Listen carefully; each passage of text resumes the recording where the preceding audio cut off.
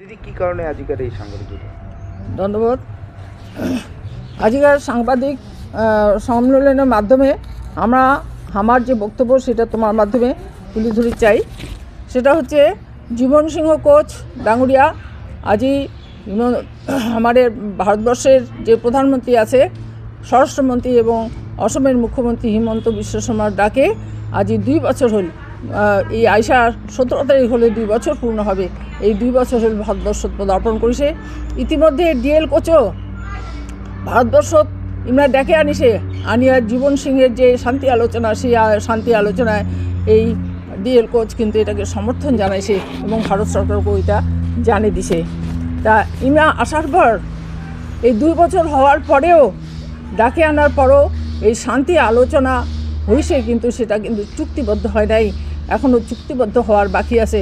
আমরা চাই যে খুব তাড়াতাড়ি ভারত সরকার যেন এই শান্তি আলোচনাটাকে চুক্তিবদ্ধ করে এবং চুক্তিবদ্ধ করার মাধ্যমে আমার যে দীর্ঘদিনিয়া দাবি রাজ্য, ভাষা এবং এসটি, এই 3টা দাবি যেন সরকার পূরণ করে, এটাই আমার আজকের যে প্রেস বাইট তার মূল বক্তব্য।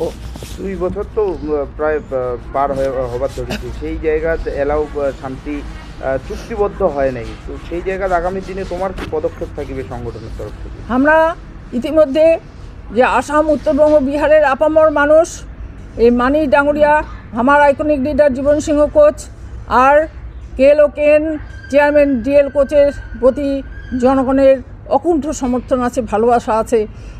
আমার মানুষ চায় যে আমার দাবি এই চুক্তিবদ্ধ হওয়ার মাধ্যমে যেন এটা পূরণ হয়, যার জন্য দিকে দিকে আজ আসাম, উত্তরবঙ্গ, বিহারের প্রত্যেকটা জায়গায় অঞ্চল কাউন্সিল, আমার তো ডিস্ট্রিক্ট ব্লক কমপ্লিট হয়ে গেছে, কিছু কিছু অঞ্চল এবং যে বুথ কাউন্সিল আছে, এই বুথ কাউন্সিলের কাজ পুরোদমে চলেছে। এই বুথ কাউন্সিল কমপ্লিট হওয়ার দিকে, সম্পূর্ণ দিকে কমপ্লিট হওয়ার দিকে, যে আপামর মানুষও সঙ্গে নিয়ে মানুষ আজ চায় যে সকলে মিলে আজই এই একটা আন্দোলনের মাধ্যমে ভারত সরকারকে এই দাবিটা জানাবার চাচ্ছে।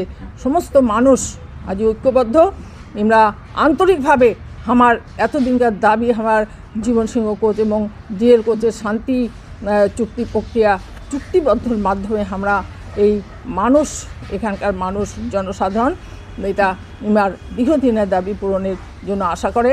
তাই এটাই আমার আইসা দিনের কর্মসূচি।